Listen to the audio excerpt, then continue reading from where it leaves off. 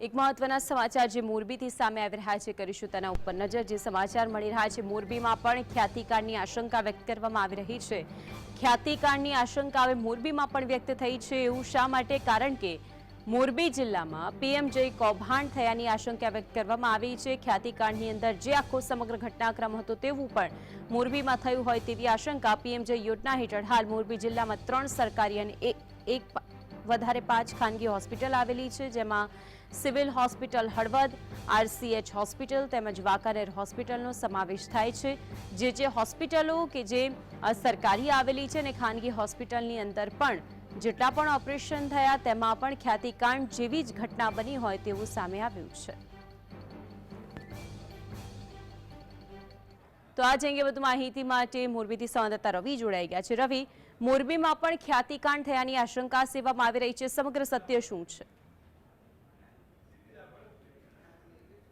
થયો હતો અને તેમાં જે પીએમજેવાય અંતર્ગત જે કૌભાંડ છે તે કરવામાં હોવાની આશંકા છે તે હવે મોરબીમાં પણ જોવા મળી છે। જે રીતે મોરબીની આયુષ હોસ્પિટલ છે તેમના દ્વારા જે પીએમજેવાય અંતર્ગત ક્યાંક ને ક્યાંક કૌભાંડ આચર્યું હોય તેવી આશંકા છે તે અત્યારે જોવા મળી રહી છે। જે રીતે જિલ્લાની જો વાત કરવામાં આવે તો જિલ્લાની અંદર 8 જેટલી જે હોસ્પિટલો છે તેમના દ્વારા 20 મહિનાની અંદર 20,297 જેટલા જે ક્લેમ છે તે ક્લેમ કરવામાં આવ્યા હતા। જેમાં આયુષ હોસ્પિટલના એકમાત્ર જ કહી શકાય કે 11,993 જેટલા જે ક્લેમ છે તે જોવા મળ્યા હતા અને આ 40 કરોડનું બિલ છે તે મૂકવામાં આવ્યું હતું। હાલ કહી શકાય કે આટલા ક્લેમ જોતા આયુષ હોસ્પિટલ દ્વારા ક્યાંક કૌભાંડ છે ત્યાં કરવામાં હોવાની વાત છે તે અત્યારે સાંભળવા મળી રહી છે। હાલ જે કહી શકાય કે 46.40 કરોડના જે ક્લેમમાંથી ખાનગી હોસ્પિટલને 43.9 કરોડ છે તે ક્લેમ આપી દેવામાં આવ્યા છે। સરકારી હોસ્પિટલ માત્ર 3.31 કરોડના ક્લેમ છે તે ચૂકી દેવામાં આવ્યા છે। એટલે કે જે પ્રકારે કહી શકાય કે આયુષ હોસ્પિટલ દ્વારા ક્યાંક ને ક્યાંક કૌભાંડ આચર્યાની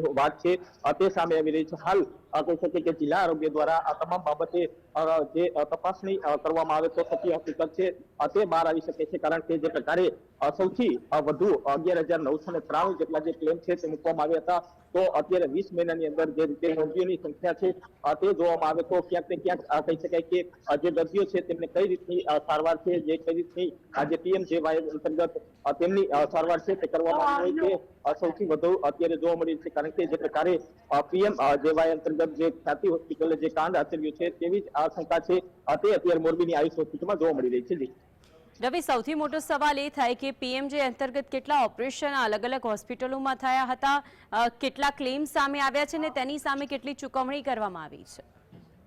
બિલકુલ હું તમને પેલા દ્રશ્ય દેખાડીશ કે આ જે અત્યારે મોરબીની જે આયુષ હોસ્પિટલ છે આ સિવાય 8 જે હોસ્પિટલો છે તે મોરબીની આ જે પીએમજેવાય અંતર્ગત આવી રહી છે તેમાં જે અલગ અલગ હોસ્પિટલ દ્વારા જે ક્લેમ છે તે મૂકવામાં આવ્યા હતા। જેમાં જે ખાનગી હોસ્પિટલ વાત કરીએ તો વેદાંત ચિલ્ડ્રન હોસ્પિટલ છે, કૃષ્ણા મલ્ટીસ્પેશ હોસ્પિટલ છે અને જે આયુષ હોસ્પિટલ છે તે મૂકવામાં આવી છે। આ સાથે દયાબેન રમેશભાઈ જે હોસ્પિટલ છે, નેશનલ ફાર્મા ચેરિટેબલ હોસ્પિટલ છે અને કેએન વોરા હોસ્પિટલ છે તેમને આ જે બિલ છે તે મૂકવામાં આવ્યા હતા, જે ક્લેમ છે તે મૂકવામાં આવ્યા હતા। જ્યારે સિવિલ હોસ્પિટલ મોરબીની હળવદની જે આરસીએચ હોસ્પિટલ છે અને વાંકાનેરની આરસી જે હોસ્પિટલ છે તેનો સમાવેશ થઈ રહ્યો છે અને આ હોસ્પિટલમાં 20,000 થી વધારે જે ક્લેમ છે તે ક્લેમ મૂકવામાં આવ્યા હતા। જેમાં અત્યાર સુધીમાં કહી શકાય કે જે 14,057 જેટલા જે ક્લેમ છે તે પાસ થઈ ચૂક્યા છે અને આના લઈ અને કહી શકાય કે રકમમાં જે 46 કરોડ જે છે તે ચૂકવવાના થતા હોય છે, જેમાંથી 40,55,00,000 છે તે ચૂકવી દેવામાં આવ્યા છે ને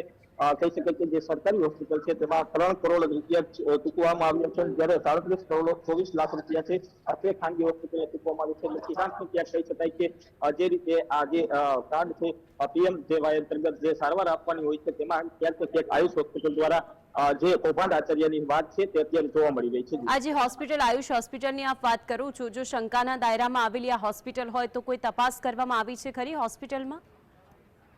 બિલકુલથી હું તમને જે દ્રશ્યો દેખાડીશ કે અત્યારે જે પીએમજેવાય અંતર્ગત જે આયુષ હોસ્પિટલ આવી રહી છે તેમના દ્વારા જે કૌભાંડની વાત છે તે ગઈકાલથી જોવા મળી રહી છે। જે જિલ્લા પંચાયત છે તેમને જે આંકડા છે તે સામે આવ્યા હતા, તેમની પાસેથી જે આંકડા મેળવ્યા હતા તે આંકડામાં સ્પષ્ટપણે જોઈ શકાય છે કે આટલા બધા ઓપરેશન અને જે સારવાર છે તે કયા આધારે કરવામાં આવી છે। કારણ કે જે રીતે દર્દીઓની સંખ્યા છે 20 મહિનાની અંદર 14,000 થી વધારે જે કહી શકાય કે ક્લેમ છે તે થયા છે। એટલે કે કહી શકાય કે જે દર્દીઓની સંખ્યા છે તે સૌથી હાઈએસ્ટ છે, કારણ કે જે ખ્યાતિ હોસ્પિટલની વાત કરવામાં આવે તો ખ્યાતિ હોસ્પિટલમાં પણ આટલા બધા દર્દીઓની સારવાર છે તે નથી કરવામાં આવી તેવા ક્લેમ જે મૂકવામાં આવ્યા હતા તે ક્લેમમાં પણ જે મોરબીનો આંકડો છે અને જે ખ્યાતિ હોસ્પિટલનો આંકડો છે તેમાં પણ તફાવત છે તે જોવા મળી રહ્યું છે. એટલે કે હાલ તો જિલ્લા પંચાયત જે આરોગ્ય વિભાગ છે તેમના પણ ધ્યાનમાં છે તે આવ્યું છે અને હવે આવનારા દિવસોમાં જો ખરેખર તપાસ કરવામાં આવે તો સત્ય શું છે તે બહાર આવી શકે છે. અને હાલ કહી શકાય કે આ જે